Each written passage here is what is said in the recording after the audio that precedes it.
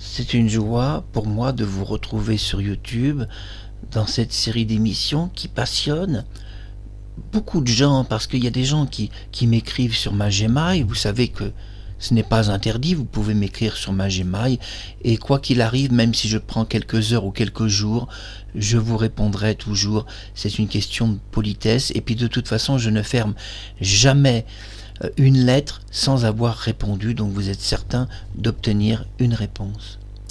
Un admirateur de Claude-François ou une admiratrice, je pense plutôt à une femme cette fois-ci, m'a contacté, une nouvelle personne, pour me dire que le 11 mars 1978, elle était au nord de Paris et qu'il y avait du soleil. Alors j'ai voulu préciser tout cela. Tout d'abord, un grand bonjour. J'ai lu avec intérêt votre lettre. Croyez bien que tout ce que vous m'avez dit m'a passionné et j'ai voulu répondre que sur un point parce que sur l'enquête, vous m'avez parlé de l'enquête, mais sur l'enquête c'était un peu compliqué de répondre en 2-3 minutes parce qu'on voit que cette série d'émissions est assez longue et que je ne peux pas répondre en 3 minutes sur une série d'émissions qui est quand même extrêmement longue en détail. Disons qu'on doit comprendre, et ça c'est très important, que le 11 mars 1978, il y avait des journalistes qui sont arrivés très très tôt sur place, quelques minutes après la mort de Claude François, et 5 minutes avant, ils se trouvaient sur sa terrasse. 5 minutes avant.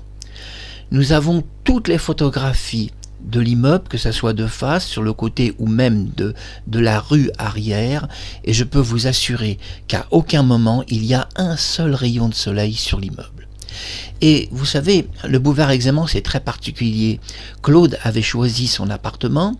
Je le dis aux enfants de Claude François, à mon coco, bonjour Claude François Junior.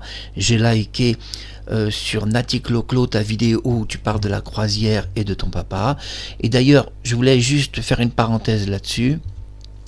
Sur Alain Chamfort, tu t'exprimes, mon coco, et tu expliques que lui se souviendrait que Claude sabotait Alain Chamfort. Je voudrais quand même défendre et Claude François Junior et son papa. C'est pas si vrai que Claude François était un saboteur.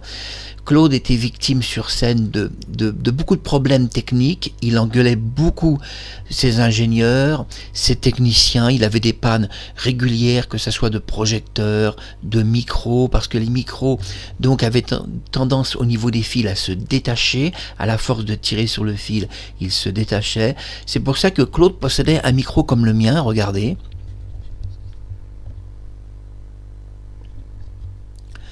Un micro qui était fixé sur une pince et dont le câble revenait sur l'avant.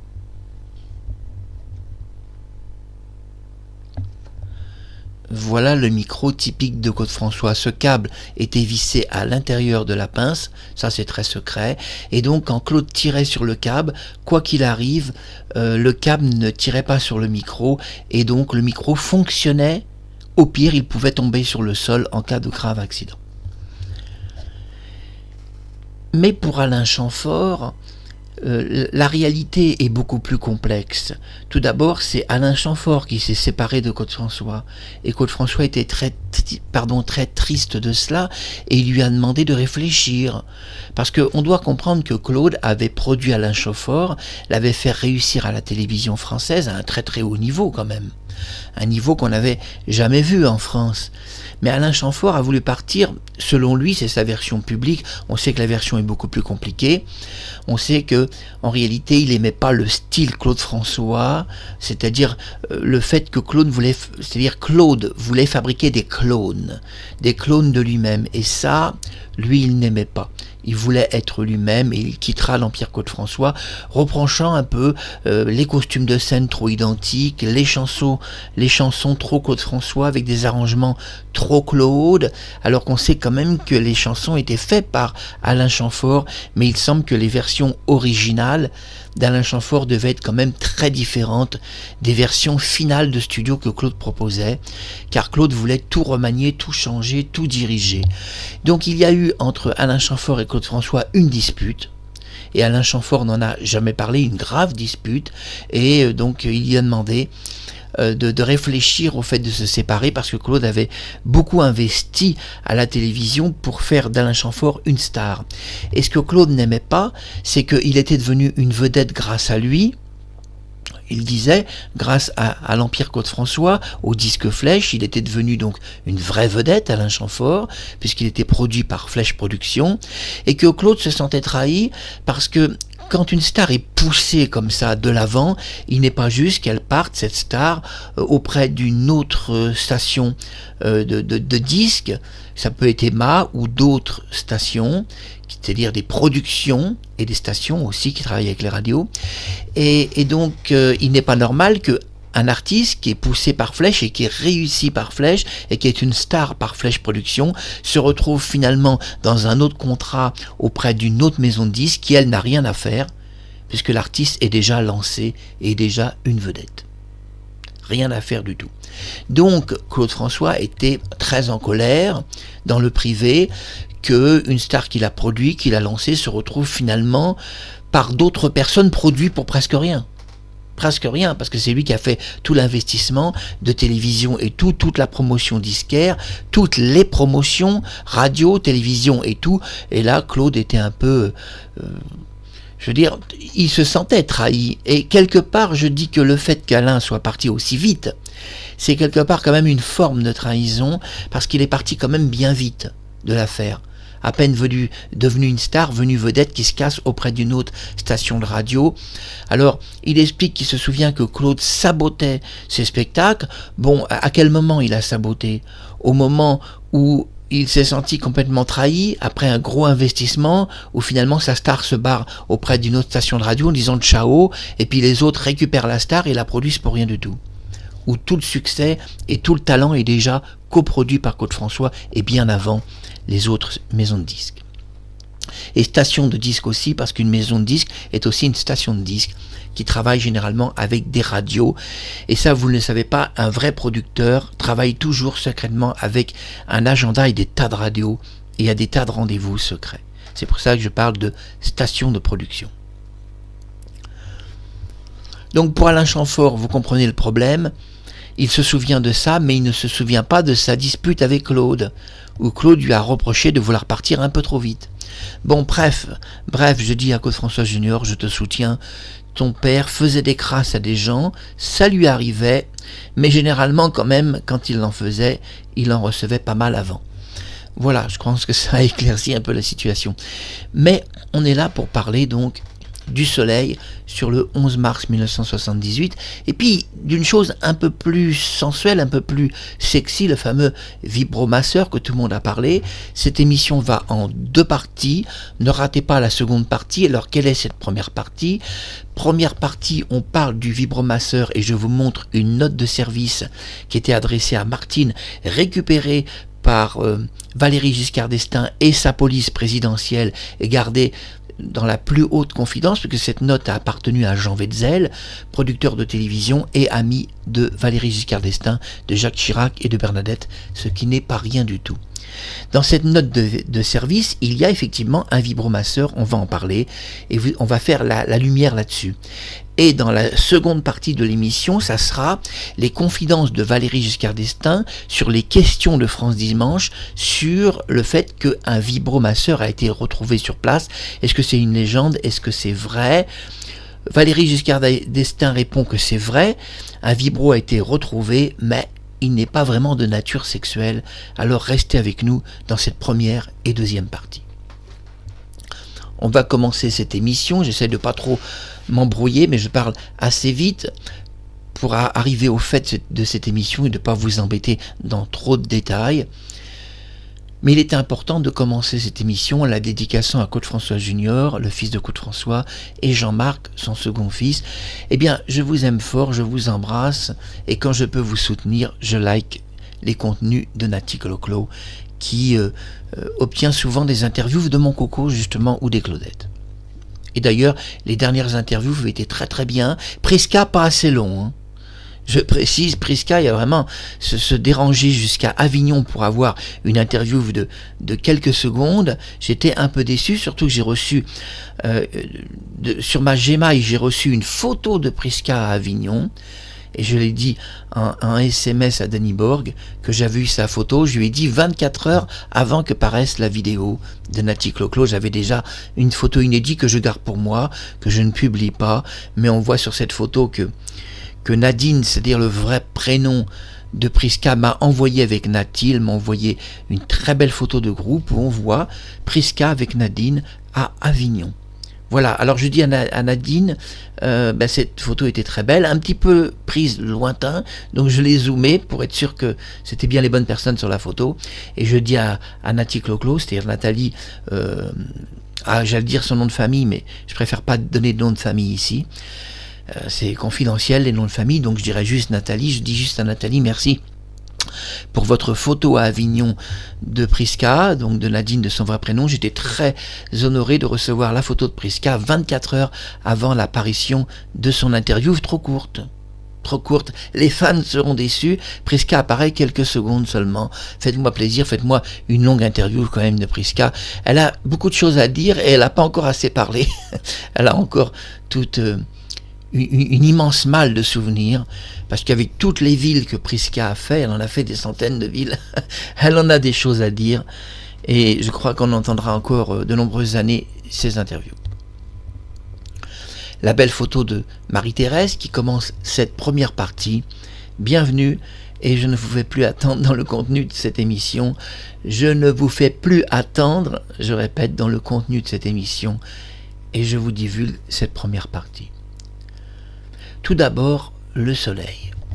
C'est une admiratrice de Claude-François, je pense, un homme ou une femme, difficile à dire, qui m'a écrit il y a quelques heures sur ma Gmail pour me dire que au nord il y avait du soleil, mais je vous rassure, madame ou monsieur, il y avait du soleil aussi au moulin de Danemois, où la mère de Claude-François a constaté, oui, un joli soleil, mais c'est pas si réel que ce soleil était présent.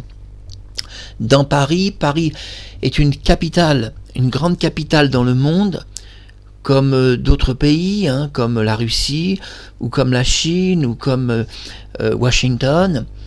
Paris s'illustre comme une des capitales les plus importantes, comme Londres, et on doit savoir que Paris est extrêmement grand. Quand on dit Paris, on pense à un petit village comme Saint-Tropez, mais Paris, c'est quand même 50 km. C'est un grand petit village pour vous faire rire. C'est surtout très très grand, et si grand d'ailleurs, que les cours de Roland-Garros, ce 31 mai 2026, puisque c'est la date d'enregistrement de cette émission, on a vu des enfants à Roland-Garros qui n'avaient même pas la tête pour se protéger du soleil, et c'est vrai qu'au mois de mai, il fait très chaud.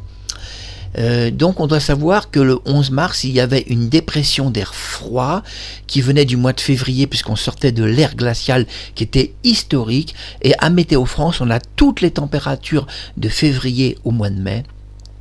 Et j'indique à cette personne, et c'est très important, qu'on sortait du mois de février, de l'ère glaciale du 24 février, où c'était très très froid à Paris, et dans cette ère glaciale, il a fait chaud au mois de mai. Le 7 mai, il a fait 6 degrés seulement, à 8 degrés, le 7 mai 1978.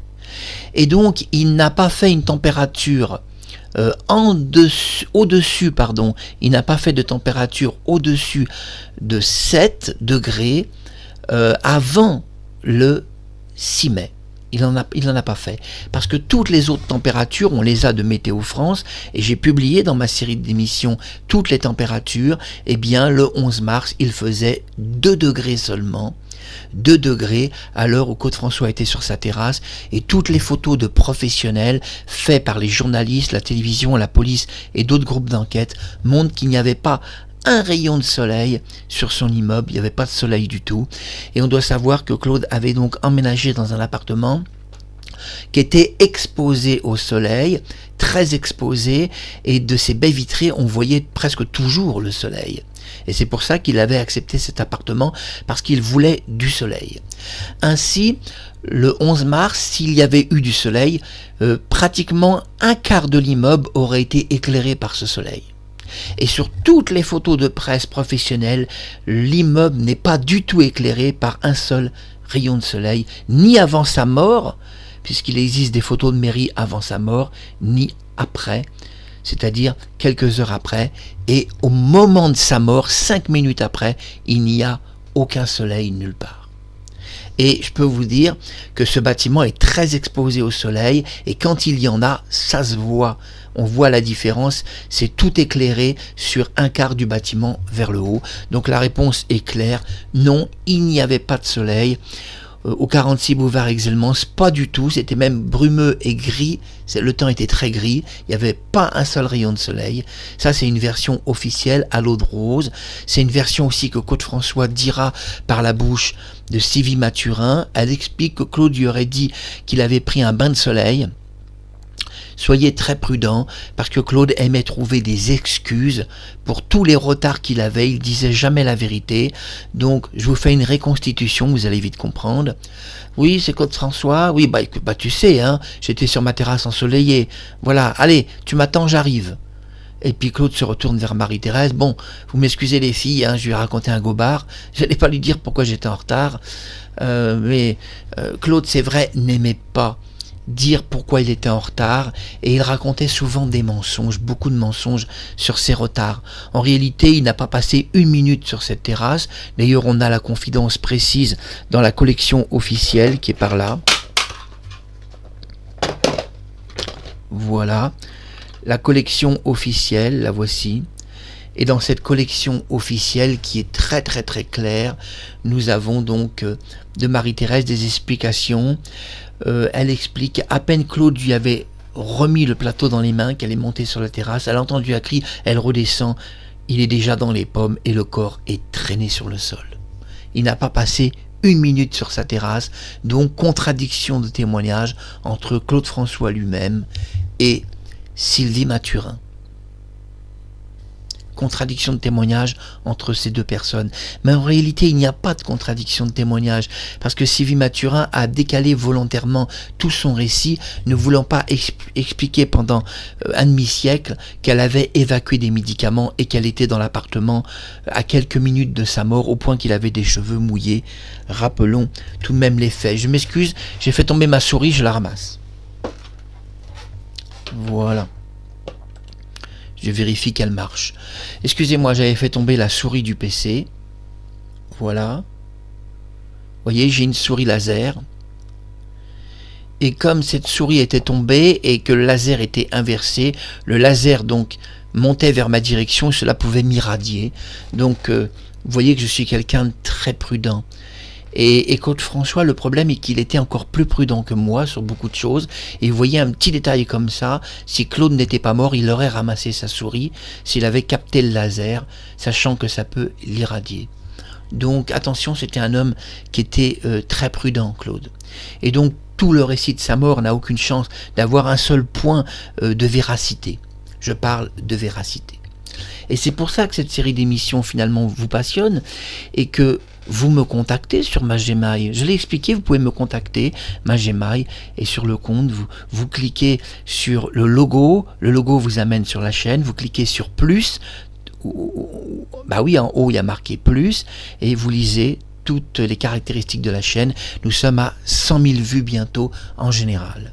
Donc, voilà, une chaîne qui a du succès quand même, mais qui ne triche pas. On ne triche pas, on n'achète pas le succès. Et YouTube le sait parce qu'ils ont tout l'historique. Et ils savent que 100 000 vues en général, c'est pas beaucoup. C'est pas énorme. Ça paraît beaucoup, mais c'est pas énorme. Comparé à des grosses stars qui font 2, 3, 4 millions de vues en général, 100 000 vues, c'est très peu. Mais par rapport au contenu des émissions qu'on diffuse, c'est déjà pas mal. On va pas se plaindre quand même. Alors, on est dans cette première partie et donc c'est le moment quand même, après 19 minutes d'explication, de commencer cette partie. Mais avant, je voudrais remercier cette personne qui m'a écrit, où j'ai lu aussi tout votre long commentaire sur le groupe d'enquête. Je voulais juste mettre une parenthèse, je ne vais pas vous contredire sur ce que vous m'avez dit, mais juste il y a eu plusieurs enquêtes sur la mort de Claude François. Il y a eu l'enquête journalistique, l'enquête de police, une enquête contre le président de la République, qu'il a fait annuler et il a placé une troisième enquête, l'enquête présidentielle avec la police présidentielle. Donc quand vous m'adressez du courrier, vous devez être très prudent. Vous parlez de quelle enquête? L'enquête des journalistes de télévision? L'enquête de la première police qui s'est fait finalement virer par le président? Non, pas le président des États-Unis, non, il n'avait pas autant de pouvoir. Non, je parle de Valéry Giscard d'Estaing. Faisons un peu d'humour. Non, je parle de lui. Heureusement que les Américains, quand même, leur président ne décide pas pour nous. Mais à l'époque, c'était Jimmy Carter, nous le savons. Et nous savons que dans cette période où Jimmy Carter était un bon président, d'ailleurs, il a fait, comme tous les présidents, du bon et du mal. Dans tous les présidents, il y a du bon et du mal de tous les pays. On sait que Valéry Giscard d'Estaing avait des relations avec tout le monde très très fortes dans ses relations politiques à travers le monde entier. Et que quand il s'est vu insulté par un petit flic dont on ne sait pas trop qui il était, puisque c'était pas un flic du 16e, l'affaire devient compliquée. Valéry Giscard d'Estaing a au téléphone un policier qui lui explique que le président n'a rien à faire dans cette enquête. Ça, c'est le premier groupe d'enquête. Ils décident de faire, eux, toute l'enquête, que l'enquête est bien gérée, puis personne ne doit s'occuper de cela. Ouh là là, le président Valéry Giscard d'Estaing déjà a été insulté que sa femme, première dame de France, n'ait eu aucune information, rejeté du téléphone. Non, madame, non, on ne peut pas vous donner d'informations. Non, c'est privé, c'est la mort de Claude François, c'est privé. Non. Un ministre téléphone, on lui dit la même chose. Non, on ne peut pas vous donner d'informations. On est sur place, on s'occupe de tout. Voilà, vous inquiétez pas, tout va bien. Donc, ce sera à nous de donner les résultats de l'enquête. Et là, Valéry Giscard d'Estaing qui sort du poste nucléaire, quand il entend un petit flic de bas quartier, on ne sait même pas de quel quartier, puisque quand Valéry a pris contact avec la police du 16e, il a demandé l'identification des policiers qui avaient insulté sa femme. Ça, c'est très secret. Qui a osé se mettre au-dessus de la première dame de France? Les noms, les prénoms de ces policiers. Vous savez qu'à l'époque, le président pouvait licencier un policier. Ça, c'est une chose que vous ne savez pas. Aujourd'hui, on ne pourrait plus faire ça, sauf faute professionnelle. Mais là, c'est quand même une faute professionnelle. Quand vous êtes policier d'un quartier dont on ne connaît pas trop le quartier, parce que c'était ça le problème, et que vous vous mettez au-dessus du président de la République. Imaginez si un petit policier de New York se mettait au-dessus de Donald Trump. On connaît le caractère de Donald Trump. Il prend son téléphone, et il dirait « C'est qui le policier qui se met au-dessus de moi, au-dessus de la Maison Blanche ?» Et dans la mort de Claude François, c'est ce qui se passe. Le 11 mars 1978, un policier fait du zèle au téléphone, vire la première dame de France, vire un ministre, vire le secrétariat de l'Élysée, vire le chargé de mission du président, vire le président en personne. Valéry s'est fait virer. Non, monsieur le président, vous avez d'autres choses à faire. Il y a la politique, on s'occupe de tout. C'est pas de votre ressort. Un tel policier a-t-il le droit de dire qu'un président n'est pas du ressort et de l'État et de la magistrature en France, quand on sait que le président est le premier magistrat de France? Relisez la Constitution, relisez la loi, relisez les règlements, relisez la République, qui est... Eh oui, la République, c'est quelque chose d'entier. Relisez les textes de loi présidentielle, et non, un président a tout à fait le droit en tant que magistrat de poser des questions, même d'intervenir s'il le veut dans une enquête, en tous les cas en 1978, puisque séparation des pouvoirs n'existait pas. C'était à dire aussi. Valéry Giscard d'Estaing demande alors quel est le policier qui s'est mis au-dessus de lui, qui ose se mettre au-dessus du roi de France, car c'était cela le vrai problème, c'était même pas le fait qu'il était président, c'est que Valéry a toujours eu du sang bleu, c'est-à-dire du sang de la noblesse française, et que se mettre au-dessus de son rang présidentiel n'était pas si gênant. Mais lui avait fait campagne sur la noblesse et le sang bleu. Le sang bleu veut dire un vieux terme français qui veut dire avoir du sang noble dans les veines. C'est pas créer une différence car le sang reste rouge, mais ça veut dire le sang bleu, c'est une lignée intacte des nobles. Un terme qui est plus employé aujourd'hui. Et je suis sûr que la plupart des gens n'ont jamais entendu ce terme, le sang bleu. Et donc, Valéry obtient des informations. Tout d'abord, un de ses chargés de mission, je ne sais pas qui, ça peut être un ministre, téléphone au 16e arrondissement. Le 16e arrondissement reçoit un coup de téléphone. Bon, le président s'est fait virer. Vous déconnez, là, vous croyez où? Donc, ce que vous allez faire, c'est qu'il n'y avait pas de ronde, on vous envoie en ronde. Hein, vous faites quoi? Vous travaillez? Vous travaillez pas? Eh bien, généralement, c'est vrai que les policiers, le samedi, étaient un peu de relâche sur Paris. C'est un peu plus cool. Et oui, maintenant, c'est moins cool. Mais à cette époque-là, le samedi, il y avait encore des policiers qui prenaient leur week-end. Et oui, même le dimanche. Et là, le chargé de mission explique que le président a pris la décision qu'au 16e, on va travailler ce jour-là. Allez, vous prenez votre voiture et vous sortez, vous allez faire un petit tour. Mais avant d'aller faire un petit tour, vous nous dites quel est le policier qui a osé virer le président de France au téléphone. Et là, dans le 16e arrondissement, donc le haut gradé du 16e explique qu'ils ne sont pas au courant que Claude François est mort. C'est une information qui n'est pas arrivée jusqu'à leurs oreilles.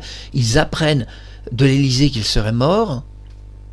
Et ils disent, donc au téléphone, donc au chargé de mission, je pense, ou au ministre qui a été chargé de l'enquête, que c'est une situation un peu bizarre. Aucun policier du 16e n'a viré le président. Aucun ne lui a jamais parlé au téléphone, explique-t-il. Puisque le groupe de police qui est sur place, s'il y a quelqu'un sur place, et si Claude François est mort, car à ce moment-là, même le 16e ne confirme pas sa mort, en tous les cas, c'est pas nous. C'est pas quelqu'un de chez nous. Et donc, c'est au président de prendre les mesures, de faire une enquête plus poussée pour savoir qui l'a viré au téléphone, mais c'est pas un policier du 16e. Et là, c'est le premier problème dans la mort de Claude François. Quelqu'un a viré le président, on ne sait pas qui. Et d'ailleurs, le président ne saura jamais qui s'est permis une telle chose. Il n'aura jamais l'information, jamais. Il apprendra qu'un groupe qui était en voiture et qui était non loin du 16e, appartenant à un autre arrondissement, qui était tout de même à plusieurs kilomètres, se trouvait là par hasard dans un limitrophe d'arrondissement, et que, ayant entendu en appel radio, c'est-à-dire que Claude François était mort, ils se sont déplacés et ont investi tout l'immeuble. Mais le président était un petit peu perplexe.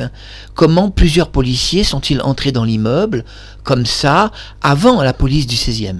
Et pourquoi la police du 16e n'est-elle pas venue entre-temps pour leur dire, bon, on est là, on appartient à l'arrondissement, merci, retournez travailler dans le vôtre? Pourquoi? C'est ce que pensait Valéry Giscard d'Estaing et a dit aussi après. Pourquoi des policiers qui travaillent dans un autre arrondissement et qui n'ont pas d'autorisation de sortir de leur arrondissement, on doit préciser la vraie enquête de mort de Claude et pas celle que vous nous dites, parce que les gens se trompent. Comment dans la vraie enquête, un groupe de police qui travaillait dans un autre arrondissement, dans des horaires très précis de déplacement décidés par la police française. À l'époque, c'était des groupements de police comme il y en a aujourd'hui, où tous les horaires sont décidés à l'avance. Vous ne pouvez pas bifurquer. Vous n'avez pas le droit. Vous avez un horaire, je vous donne un exemple, 14h30, 16h.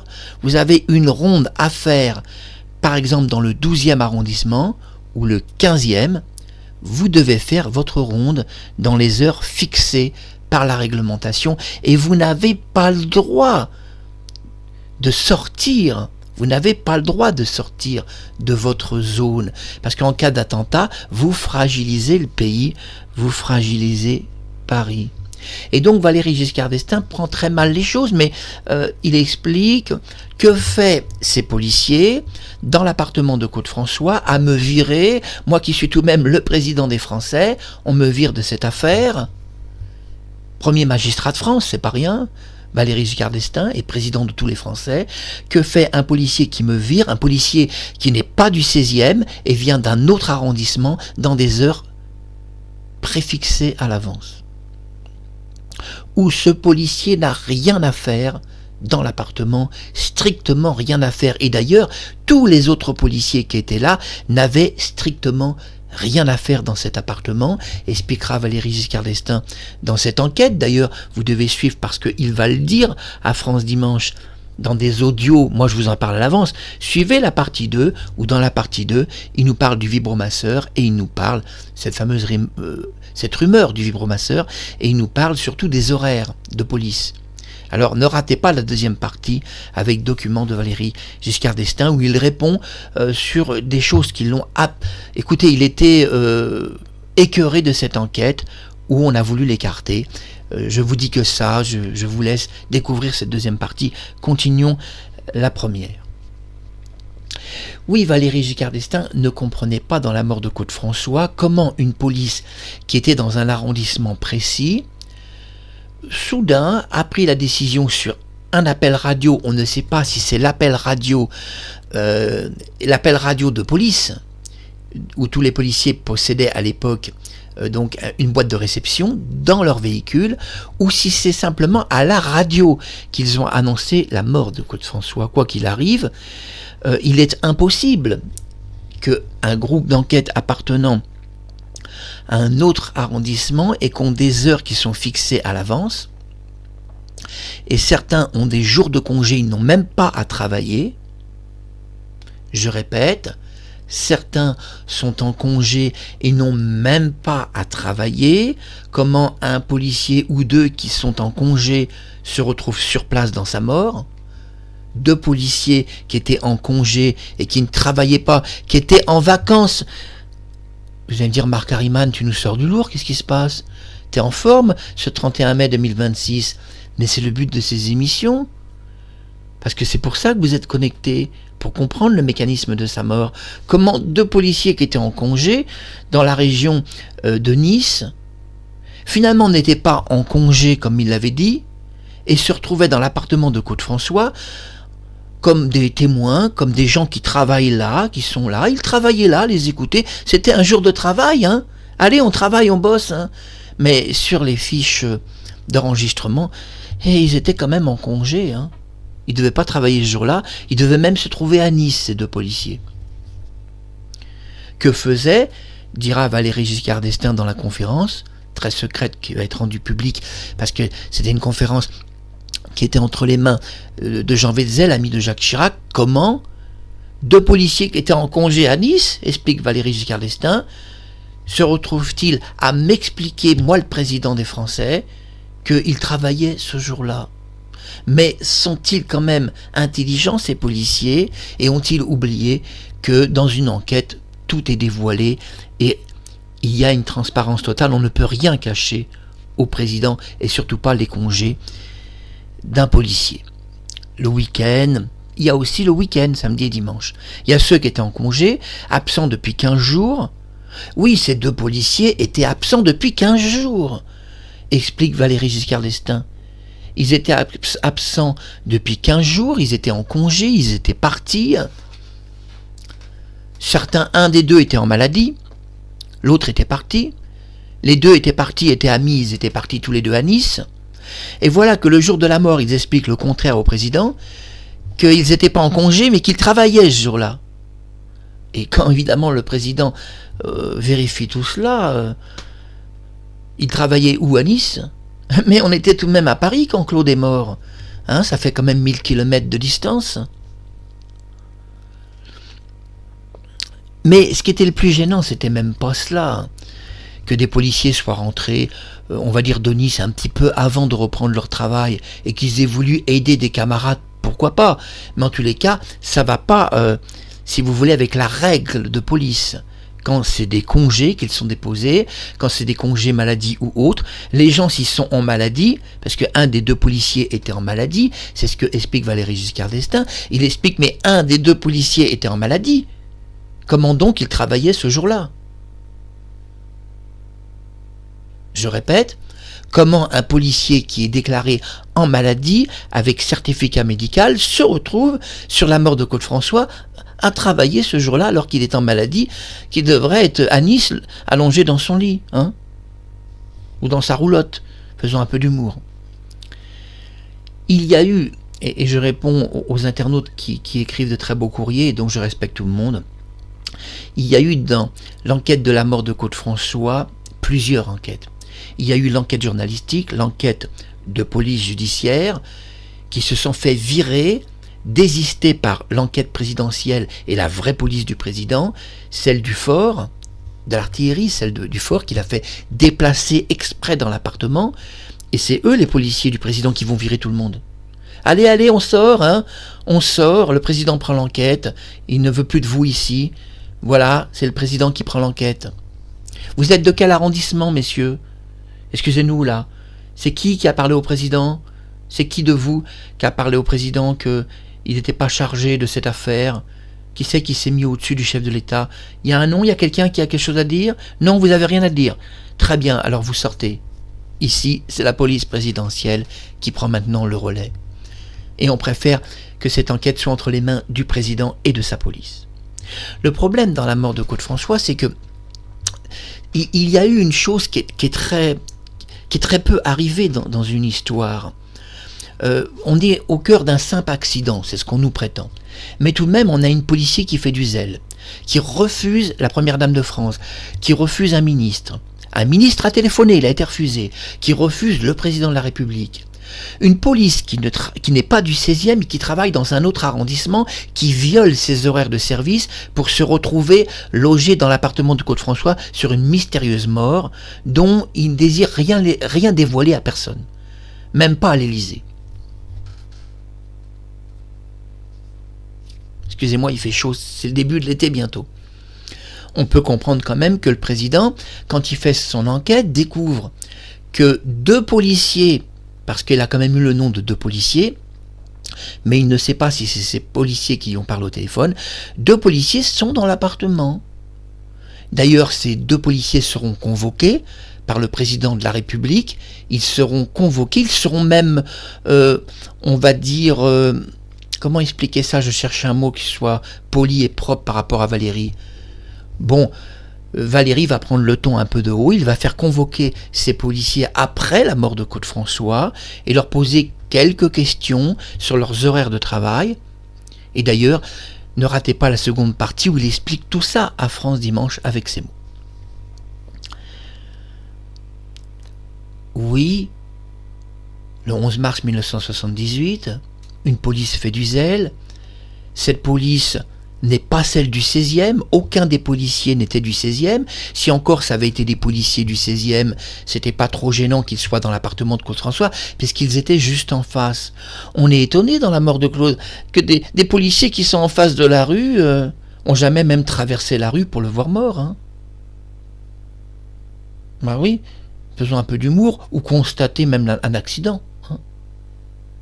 Il n'y avait qu'une rue à traverser, je dirais, faisons un peu d'humour, c'est comme Marie-Thérèse. Si tu es là, ma chérie, j'aime bien t'appeler ma chérie, c'est un terme amitié, amical. Hein, mon petit ange, si tu es là. Bon. Toi aussi, t'avais qu'une rue à traverser, pour voir le pigeon de la salle de bain électrocuté en 5 secondes, tué par une applique qui bouge un millier de fois toute seule. C'est la nouvelle déclaration scabreuse de Kathleen, des doigts carbonisés en 5 secondes. Mais votre histoire, vous la montez dans un tribunal, j'ai même pas besoin de dire quoi que ce soit, n'importe quelle personne intelligente dirait la même chose que moi. Si du moins ils avaient tout le dossier complet. Alors Valéry Giscard d'Estaing, parce que c'est important, on parle de ces 2 policiers, va convoquer, quelques semaines plus tard, ces 2 policiers, dans son bureau à l'Élysée. Ils sont convoqués secrètement au cœur de l'enquête. Il les reçoit poliment, toujours avec beaucoup de gentillesse, le sourire. Il expliquera à France Dimanche qu'il a reçu ces 2 policiers avec le sourire, car c'est un homme qui a de la distinction, le président, qui aime sourire. Les 2 policiers prennent place au bureau de l'Élysée, dans l'enquête présidentielle, je le rappelle. Valéry Giscard d'Estaing s'entretient avec eux. Bon, vous êtes des policiers qui appartenaient à un autre arrondissement. Avez-vous une explication de votre présence dans l'appartement de Claude François, alors que la police du 16e devait en toute logique s'y trouver avant vous, et surtout, ont le droit légal de s'y trouver, et vous, je vous raconte avec mes mots, lui le dit tout à fait autrement avec les mots de l'État.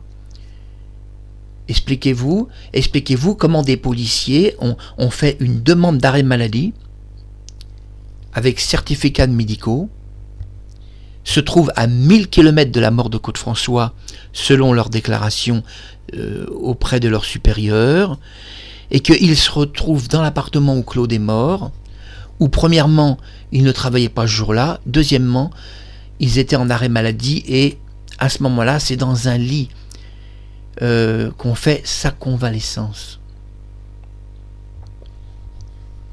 Comprenez bien quand même le problème de la mort de Claude. C'est quand même insolite, cette police qui n'était pas du 16e. Et d'ailleurs, l'affaire va exploser quelques heures plus tard quand un groupement de gens, des personnes âgées qui étaient en face, ont fait la même remarque à quelques journalistes. Mais les journalistes de télévision étaient là, ils ont entendu. Il y a même une personne qui est venue vers eux. Vous trouvez pas bizarre, ces policiers viennent d'où? Mais les journalistes n'ont pas voulu à l'époque relayer l'information à l'État, pas à l'État, au niveau national, pardon. Mais des gens ont parlé aux journalistes. C'est quoi là? Ces policiers, on les connaît pas? Une vieille dame avait dit qu'elle connaissait personne et elle avait raison, il n'y avait aucun policier du 16e. On est étonné dans la mort de Claude que les policiers du 16e qui sont en face, qui ont une rue à traverser, hein. Comme Marie-Thérèse qui a aussi qu'une rue à traverser. Bon, elle, on n'est pas trop surpris qu'elle soit dans l'appartement, elle a une rue à traverser. Donc si elle est un témoin ajouté, on comprend tout à fait qu'ils aient cogné à sa porte et que les bureaux de Côte-François aient expliqué, voilà, Claude est mort ou pratiquement mort, tu peux nous aider, on est dans la merde. Voilà, et on a demandé à Kathleen aussi de venir, vous serez deux. Vous serez deux, simplement vous faites ce qu'on vous dit, c'est tout. On vous explique pas ce qui s'est passé, c'est trop compliqué. Mais vous faites ce qu'il y a à faire, c'est tout. Donc, on va pas donner à Marie-Thérèse le mauvais rôle parce qu'on sait qu'elle aime Claude et qu'elle a fait par amitié et amour pour lui. Et ce qui est important, c'est cette deuxième partie où je vous invite à me rejoindre dans quelques heures. La seconde partie, c'est demain. Demain, donc, bien, nous sommes le 31, donc demain, c'est le 1er mai. Hein, c'est le 1er mai demain. Alors attendez, je ne vais pas me tromper, mais non, demain c'est pas le 1er mai, pardon. Demain, je regarde, c'est le 1er juin, puisqu'on est le 31 mai. Vous voyez que je fais bien de regarder l'horloge et la date et le mois. Nous sommes fin mai, c'est vrai. Et demain, alors, c'est le 1er juin de l'année 2026. Vous voyez que je suis très perfectionniste et je vérifie tout plusieurs fois. Ma tête fonctionne bien, je vérifie tout plusieurs fois. Demain, c'est le 1er juin, je vous invite à la suite de cette très belle émission où on pourra entendre la version de Valéry Giscard d'Estaing qui va quand même être beaucoup plus passionnante que ce que j'ai à vous dire. Pourquoi des policiers qui étaient en congé et qui appartenaient à un autre arrondissement se sont-ils retrouvés dans la mort de Côte-François sur place? Mais avant de nous retrouver dans cette deuxième partie où le vibromasseur sera aussi abordé par le président de la République, parce que c'est une histoire qui est réelle, qui n'est pas une rumeur, mais qui a été, si vous voulez, mal transmise aux gens. Et comme elle a été mal transmise, elle est devenue une simple rumeur et surtout elle a été déformée dans son contenu. Tout d'abord, dans la deuxième partie, on verra la note de service récupérée par la police française, la police du président, je le précise, une note de service adressée à Martine, qui sera publiée dans la deuxième partie, mais qui va être publiée aussi à la fin de cette vidéo de la première partie. Et dans la seconde partie, avec cette note de service, on aura toutes les explications de Valéry Giscard d'Estaing, où il va répondre à tous les problèmes que lui a rencontrés dans cette enquête. On va se quitter, donc, pour cette première partie. Je m'excuse de l'avoir un peu interrompu quand la souris du PC est tombée, oui, parce que ces souris laser, c'est compliqué et c'est dangereux surtout. Alors on se quitte avec la note de service, donc une note qui appartenait donc à la police présidentielle et que Valéry Giscard d'Estaing donc a trouvé dans l'appartement de Côte-François dans son enquête et a fait saisir par précaution, puisque des documents ont été faits saisis par la police du président pour pas qu'il y ait mauvaise interprétation de cette note. On va la voir, mais je vous préviens quand même que cette note ne devait apparaître que dans la deuxième partie. Ainsi, je vous invite à venir à la deuxième partie. Sinon, la note en elle-même vous informera pas si vous voulez, de l'enquête et de la profondeur de cette enquête. Mais avant, sur ce vibromasseur, nous allons voir donc la note de service de Côte-François lui-même. Mais tout d'abord, avant de voir cette note et de conclure cette première partie, essayons de comprendre en détail d'où vient cette rumeur. Cette rumeur vient d'une personne qui était pas vraiment un docteur, pas vraiment un médecin, on laissera le président vous expliquer qui il était, mais une personne de l'ordre hospitalier de la Salpêtrière à Paris, un hôpital. Il travaillait là-bas. C'est lui qui a prétendu avoir découvert dans la salle de bain de Claude François ce vibromasseur sur le sol. Au départ, il y a même une version qui est bien plus terrifiante que ça. Il parle qu'il était dans ses mains.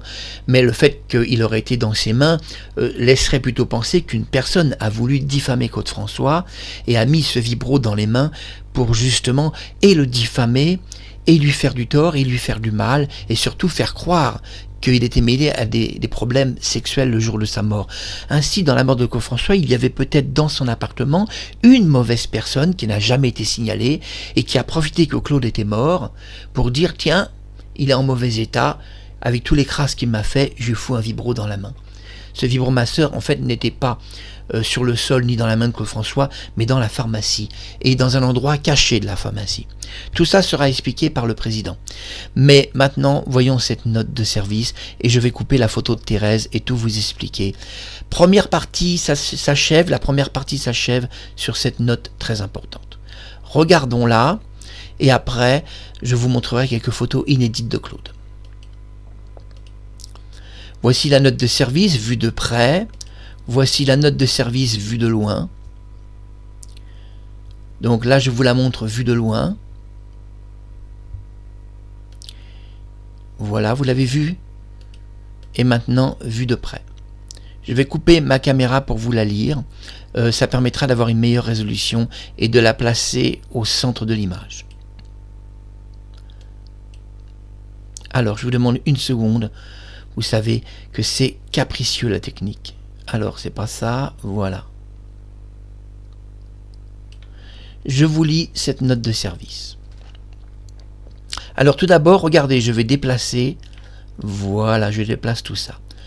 Groupe Claude François, disque flèche. On voit d'ailleurs le téléphone de Claude François. 651 48 41. Donc c'est bien parce qu'on voit 122 boulevard Examen, c'était ses bureaux, 75 016 Paris. Nous voyons une note de service à Martine. Donc cette note appartenait au groupe d'enquête présidentiel.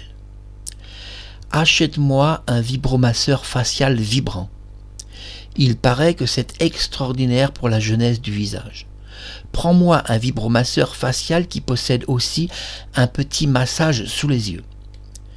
Mais n'émets pas de facture à mon nom Claude François. Je ne veux pas de malentendu sur l'utilisation du vibromasseur facial sur des commérages. Important un vibro à pile uniquement, sinon n'achète pas, c'est trop dangereux sur une prise électrique. Voilà cette note de service du 17/2/1977 à Martine, boulevard Examen-Mons, saisie par la police présidentielle qui est arrivée entre les mains de Valéry Giscard d'Estaing. Donc, j'espère que c'est un peu plus clair pour vous. Alors, j'essaie de retrouver cette note pour la fermer. On peut la laisser un peu comme ça, et je vais remettre ma caméra. Oui, je me place un peu mieux. Oui, cette note de service qui est découverte dans l'appartement de Claude François le 11 mars jette sur le moment une sorte de froid. Comment cette note a-t-elle été retrouvée? Tout d'abord, on doit comprendre que quelqu'un qui faisait partie de l'hôpital de Paris, c'est lui qui a trouvé cette note, ce vibromasseur. Selon lui, dans sa première déclaration, il l'a vu dans les mains de Claude François. Dans la deuxième déclaration, finalement, il se contredit que le vibro était sans doute sur le sol. Donc vous voyez, c'est pas clair de son côté puisqu'il a fait deux déclarations et s'est contredit. Mais sa première, c'est les mains. C'est les doigts carbonisés. Et puis, un policier va déclarer que lui, en fait, il ne pouvait pas avoir vu ce vibro dans les mains de Claude, puisque ce vibro, lui, il l'a vu dans la pharmacie, caché à un endroit et c'est lui qui l'a retiré de cette pharmacie pour le poser sur le sol. Et c'est à ce moment-là que c'est pas un docteur, c'est du personnel médical seulement, c'est quand il est arrivé qu'il l'a vu sur le sol en réalité et pas dans ses mains. Très compliqué parce que cette personne va prétendre que c'était entre les mains de Claude François et le président va l'expliquer. Et puis finalement, quand l'enquête a abouti sur cette note de service et il en a fait part à cette personne que c'était un vibromasseur facial sans prise électrique, finalement il a changé sa version et a dit que peut-être il était plutôt sur le sol. Alors y a-t-il eu vraiment une mauvaise personne dans l'équipe médicale qui a cherché à salir Claude François parce qu'il avait, c'est vrai, une mauvaise réputation, quelqu'un a peut-être cherché à le salir, alors ou quelqu'un dans l'appartement a cherché à le salir ou quelqu'un au sein de l'hôpital lui-même. En tous les cas, c'est à cause de cela, de cette contradiction de témoignage, que cette note restera saisie jusqu'à nos jours, une note très confidentielle et qui n'est évoquée qu'à un seul moment dans la conférence de France Dimanche. Je vous invite maintenant à nous rejoindre pour la deuxième partie. Mais avant, nous allons voir quelques photos inédites.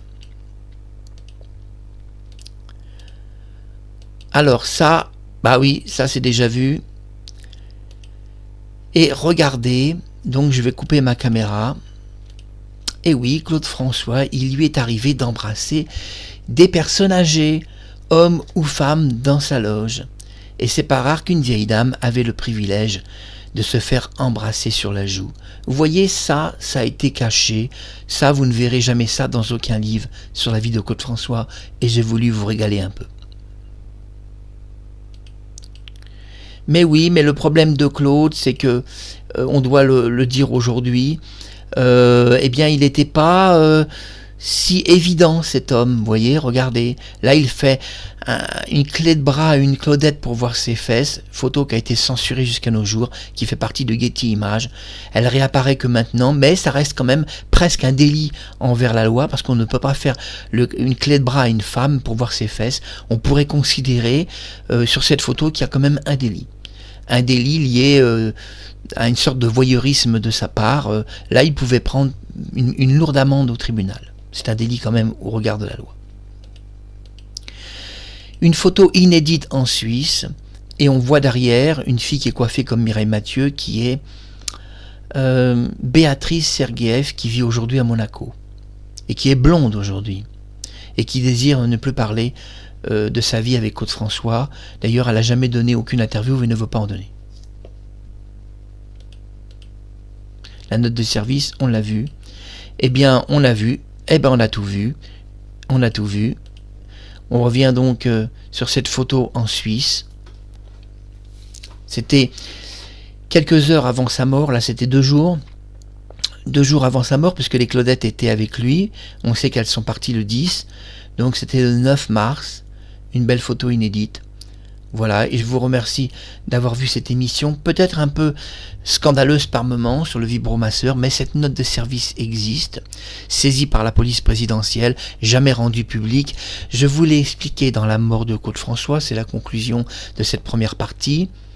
Donc venez à la deuxième partie du vibromasseur. Il n'y a pas eu de rumeurs sur sa mort. C'est une fausse information qu'il a existé des rumeurs.